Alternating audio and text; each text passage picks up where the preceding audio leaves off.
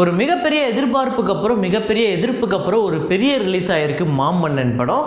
இந்த படத்தோட முதல் நாள் வசூல் இன்றைக்கி இந்த படம் எந்த அளவுக்கு பாக்ஸ் ஆஃபீஸில் பெர்ஃபார்ம் பண்ணிகிட்டு இருக்கு அப்படிங்கிறத பார்ப்போம். அப்புறம் வேட்டையாடு விளையாடு ரீரிலீஸில் ஒரு பெரிய வசூல் எடுத்துக்கிட்டு இருக்கு. அந்த படத்தோட நேற்று 6வது நாள் வசூல் எவ்வளோ வந்திருக்கு அப்படிங்கிறத பார்ப்போம். அப்புறமா தலைநகரம் 2, பாயுமொழி நீ எனக்கு, தூமம், 1920 அப்படிங்கிற ஒரு ஹாரர் மூவி, இந்த படங்களோட வசூல் எல்லாத்தையுமே பார்ப்போம். அப்புறம் ரொம்ப நாளாக நம்ம சேனலில் ஒரு நண்பர் கேட்டுட்டு இருந்த ஒரு படம் கண்ணால் லட்டு தின்ன ஆசையா, அந்த படத்தோட பட்ஜெட் என்ன, வசூல் என்ன, ஷேர் என்ன அப்படிங்கிறதெல்லாம் பார்க்கலாம். ஸோ வீடியோக்குள்ளே போகிறதுக்கு முன்னாடி நம்ம சேனலை நீங்கள் சப்ஸ்கிரைப் பண்ணல அப்படின்னா பண்ணிவிடுங்க. பக்கத்தில் இருக்க பெல் ஐக்கனை அப்படியே ப்ரெஸ் பண்ணிவிடுங்க. வாங்க வீடியோக்குள்ளே போகலாம். நேற்று வீடியோவில் நான் ஒரு ஃப்ரேம் ஒன்று வச்சு எனக்கு தெரிஞ்சு நீங்கள் எல்லாருமே கொஞ்சம் கன்ஃபியூஸ் ஆக போகிறீங்க அப்படின்னு சொன்னேன். ஆனால் கன்ஃபியூஸ்லாம் ஆகலை, கரெக்டாகவே சொல்லிட்டீங்க. ஸோ அது என்ன ஃப்ரேம், என்ன படம் அப்படிங்கிறத பார்த்துட்டு வாங்க.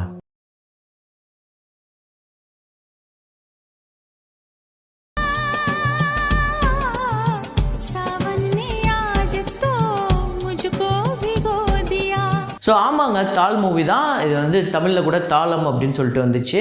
அந்த படத்தில் ஏஆர் ரஹ்மான் அவர்கள் எல்லா பாட்டுமே சூப்பர் டூப்பர் ஹிட்டு. ஸோ கண்டிப்பாக நீங்கள் இப்போ போட்டு கேட்டால் கூட உங்களால் மாற்ற மனசே வராது, அந்தளவுக்கு ஒரு சூப்பர் டூப்பர் ஹிட்டு. இந்த படத்தில் தான் நேற்று ஃப்ரேம் வச்சுருந்தா அதை கரெக்டாக சொன்ன முதல் 5 பேர் யார் அப்படிங்கிறத பார்ப்போம். ஸோ ஜெயராமன் நாகராஜ் அப்படிங்கிறவருக்கு சொல்லியிருக்காரு. அப்புறம் பிரபு விநாயகம் அப்படிங்கிறவர் சொல்லியிருக்காரு. Mister Manivannan, Surya the world of art com அப்படின்னு ஒருத்தர், அப்புறம் தினேஷ், இந்த 5 பேர் தான் முதல்ல சொல்லியிருக்காங்க. ஸோ இன்றைக்கான ஃப்ரேம் கொஞ்சம் சுவாரஸ்யமானது, கண்டுபிடிக்கிறீங்களா அப்படிங்கிறத பார்ப்போம். ஸோ அது ஃப்ரேமை பாருங்கள், கெஸ் பண்ணுங்கள்.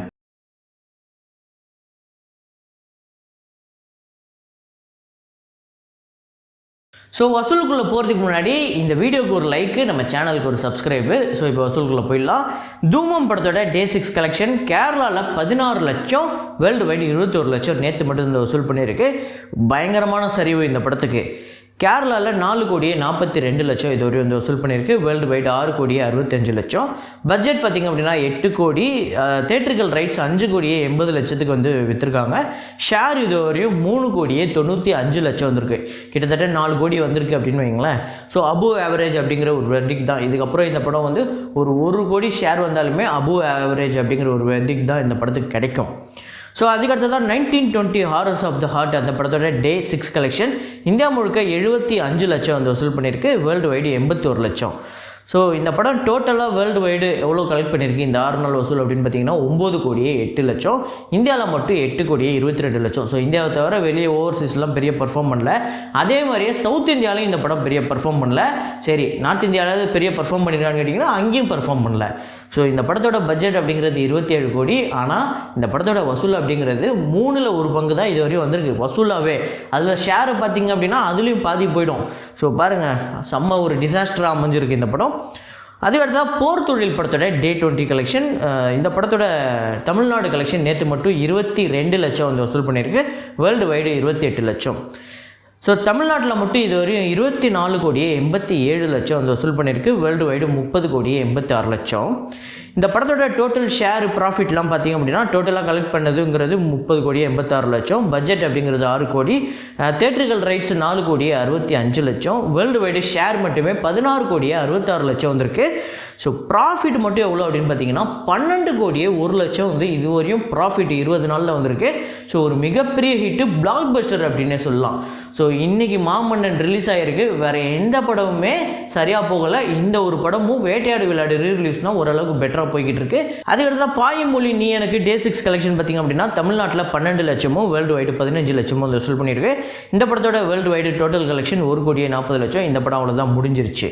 அதே மாதிரியே தலைநகரம் 2 Day 6 கலெக்ஷன் தமிழ்நாட்டில் 14 லட்சமும், வேர்ல்டு வைடு 17 லட்சமும் வசூல் பண்ணியிருக்கு. இந்த படத்தோட வேர்ல்டு வைடு கலெக்ஷன் அப்படிங்கிறது 1,91 லட்சம். ஸோ இந்த படமும் அவ்வளோதான் டிசாஸ்டர் முடிஞ்சிருச்சு. அதுக்கடுத்து தான் ஆதிபுருஷ் Day 13 கலெக்ஷன் டோட்டலாக இந்தியா முழுக்க 1,13 லட்சமும், ஓவர்சீஸில் 13 லட்சமும், வேர்ல்டு வைடு 1,26 லட்சமும் வசூல் பண்ணியிருக்கு. இந்தியா முழுக்க இந்த படம் 317,34 லட்சமும், ஓவர்சீஸில் 73,28 லட்சமும், வேர்ல்டு வைடு 390,62 லட்சம் வசூல் பண்ணியிருக்கு. ஸோ நான் நேற்றே சொல்லியிருந்தேன் வீடியோவில், இந்த படம் இன்னொரு 60 கோடி கிட்ட ஷேர் வர வேண்டியது இருக்குது. கிட்டத்தட்ட இன்னொரு 100 கோடி இந்த படம் வசூல் பண்ண வேண்டியது இருக்குது. பண்ணுமான்னு கேட்டிங்கன்னா பாசிபிள் இல்லை அப்படிங்கிறது தான் உண்மை. ஸோ அதுக்கடுத்து தான் வேட்டையாடு விளையாடு ரீரிலீஸ் Day 6 கலெக்ஷன் அதாவது எப்படி வந்து ஜூன் 23 அப்படின்னு சொல்லிட்டு ரிலீஸ்ன்னு சொல்லிட்டு ஜூன் 23 முதல் அப்படின்னு சொல்லிட்டு இந்த படத்துக்கு போஸ்டர் விட்டுருந்தாங்களோ, இப்போ நிறையா தேட்டருக்கு ஜூன் 30 முதல் அப்படின்னு சொல்லிட்டு நிறையா தேட்டருக்கு மறுபடியும் நாளைக்கு ரிலீஸ் பண்ணுறாங்க. கொஞ்சம் லேட்டாக ரிலீஸ் பண்ணுறாங்க.